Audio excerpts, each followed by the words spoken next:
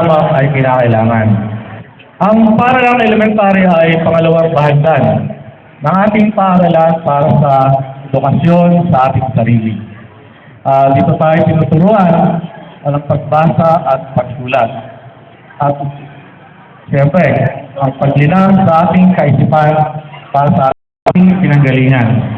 Ang ating naman mga kamag-aral, ang mga kasama nyo sa oras na to, at mga kaeskwela, sila ang ating mga kasama at kaibigan sa panahon ng ating pag-aaral.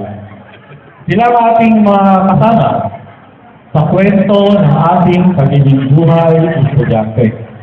Kaya kapag tayo nagigiparitan, hindi mawawala ang kwentuhan ng panahon na tayo ay nag-aaral. Ang pag-usapan natin yung mga paglalaro, yung mga pasilong natin sa dating eskwelahan, minsan may mga awayan pa, pagsuhan, diba? Mga dating gawain, mga pagkasin natin, at siyempre, yung mga pagkain natin sa ng mani sa karinderya ni Alice Petra, di ba? Diyan sa likod. Mga mga pagsuhan, pagpapahiya sa kapwa kamag-aral, di ba? So, katulad ng aking mga tinuran, kaya sa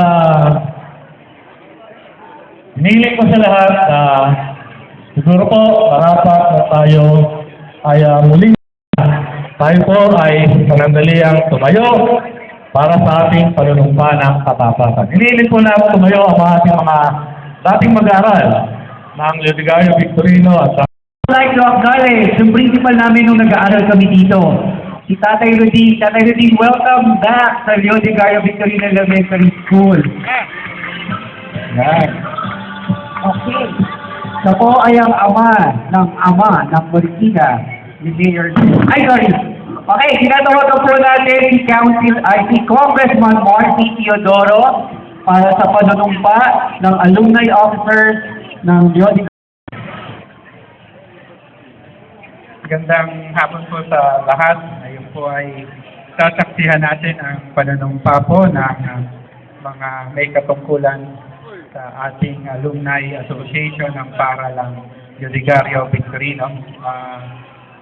Kung maaari po ay pakitaas ang ating tungkalang kamay at sumunod sa aking sasabihin po.